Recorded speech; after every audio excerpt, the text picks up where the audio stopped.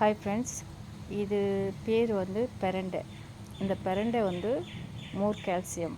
இந்த மூட்டு ஜாயிண்ட்டு சொல்லுவாங்கள்ல, மூட்டு வலி அண்ட் ஜாயிண்ட் பெயின் எல்லாம் இருக்கு இல்லையா, அதுக்கு இது வந்து குட் மெடிசன். தென் இதை வந்து துவையல் பண்ணி சாப்பிட்டா ரொம்ப நல்லது. ஆயிலில் நல்லா வதக்கிட்டு சாப்பிட்டோன்னா ரொம்ப நல்லது. இதை வந்து மலையாளத்தில் சம்மந்தி சொல்லுவாங்க, சம்மந்தி வச்சு சாப்பிட்டா நல்லாயிருக்கும்ன்ட்டு. ஸோ இதை துவையல் பண்ணி சாப்பிடும்போது நமக்கு மோர் கால்சியம் கிடைக்கும். ஸ்டமக்கை வந்து நல்லா க்ளீன் பண்ணிவிடும். நார்மலி இந்த கொழுந்தை தான் வச்சு அதை மேக் பண்ணணும். கறியாக இருந்தாலும் சம்மந்தியாக இருந்தாலும் நம்ம இதை கொழுந்தை வச்சு தான் நம்ம பண்ணணும். இதே வந்து ஸ்கொயர் டைப்பில் இருக்கு இல்லையா, இதை பார்த்தா ரவுண்ட் ஷேப்.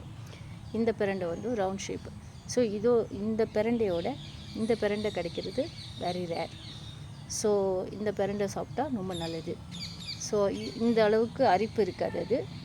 இது அரிப்பு இருக்காது. இந்த ரவுண்டு இது கொஞ்சம் அரிப்பு இருக்கும். பட் நம்ம வந்து அதுக்குள்ளே எல்லாம் வச்சு அதுக்கு செய்ய வேண்டிய அந்த புளி அது இதுன்னு வச்சு அது கரெக்டாக பண்ணிவிடுவாங்க. நல்லா இருக்கும். ஸோ அண்ட் சாப்பிடவும் அவ்வளோ டேஸ்ட்டாக இருக்கும். It's very nice. இந்த மூலிகை வந்து இந்த ரவுண்டு பிரண்டை வந்து எல்லா இடத்துலையும் கிடைக்காது. ஸோ அதுதான் வெரி ரேர் டு கெட்.